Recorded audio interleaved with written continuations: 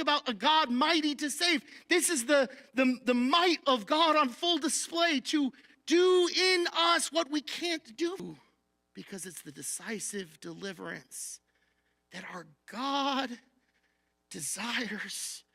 See, experience for Egypt, for Israel. The Exodus story is not a story that they just experienced one time and then everything else was completely different. No, the God encountered in Exodus sets the paradigm, in fact, for Israel on who God is. It is a revelation, so much less powerful, and yet, God sends 300 of them with nothing but, pitcher and some fire, and somehow that works. It's incumbent upon us as the church.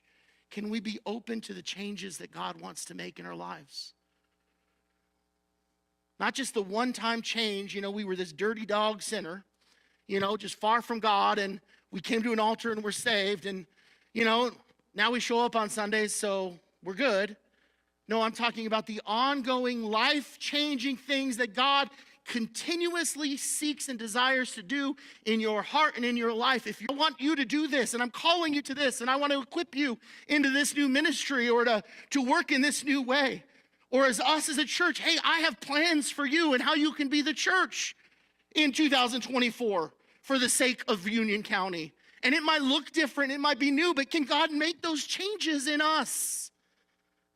To work in our hearts and lives, to be open to the movement of the Spirit of God, to do what God needs to do, because God wants to work decisively in the lives of God's people and in the lives of God's church. And we just got to be open to it. Just say yes as the Lord comes. Just say, here I am, Lord, send me. God, do in me what you desire to do, which always oversteps what we might desire God to do for us and in us, right? Which means we want God's way and not our own. And we've got to have such a hunger for that. I think of what Jesus said, blessed are those who hunger and thirst for righteousness. You know who defines righteousness, don't you?